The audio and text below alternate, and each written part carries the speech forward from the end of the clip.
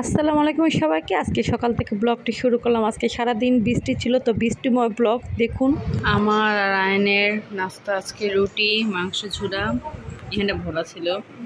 আমি একটা রুটি খাই ফেলছি। কি চা, সেই একটা বৃষ্টির মধ্যে আমি যাইতে ভয় লাগছে যদি মাংস খাই ফেলে সব।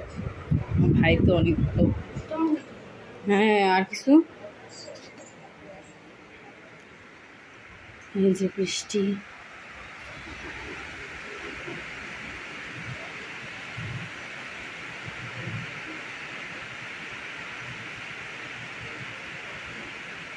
হঠাৎ করে সকালে সেই বৃষ্টি পড়তেছে।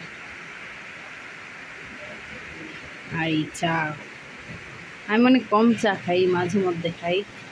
আগে আমি প্রত্যেক দিন খাইতাম, এখন প্রায় খাই। তো ভালো আছে, যখন এত সুন্দর একটা বৃষ্টি পড়তেছে এই ওয়েদারে তো খাওয়া উচিত। এই জন্য আমার জন্য চা বানিয়েছি, মাকেও চা দিয়েছি। 1 hour later. তোমার তাজা মাংস রান্না করবি। মাংস তাজা নাকি? তাজা কিভাবে রান্না করা? মানে আইন বলতে চাচ্ছে রান্না করা মাংস তো আছে, এর জন্য ওটা না বের করে ফ্রিজ থেকে আবার বের করে এই যে মাংস রান্না করা হচ্ছে। এত সুন্দর ওয়েদারে একটু খিচুড়ি মাংস না খেলে হয়? এই যে মাংসের মধ্যে কি কি দিচ্ছি, পেঁয়াজ, রসুন দিলাম, আদা। তুমি জানো এগুলোর নাম কি আয়ান? হ্যাঁ, হুম হুম হুম হুম কি বলো? এটা কি? লবণ। সত্যি? এটা কি বলো?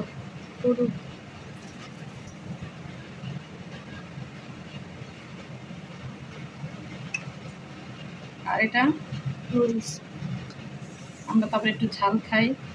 এখন এই মাংসটা মেখে তারপর রেখে দিব আধা ঘন্টা। এটার মধ্যে ধনিয়া জিরাও দেওয়া হয়েছে। বাইরে বৃষ্টি হইতেছে, এখন বৃষ্টি অনেক একটু কম, কিন্তু অনেকক্ষণ কিছুক্ষণ আগে বৃষ্টি একটু বেশি ছিল। আর বৃষ্টি দেখে মা আমার জন্য, দেখেন কী করে, বৃষ্টির জন্য মা আমার জন্য ভুনা খিচুড়ি করেছে।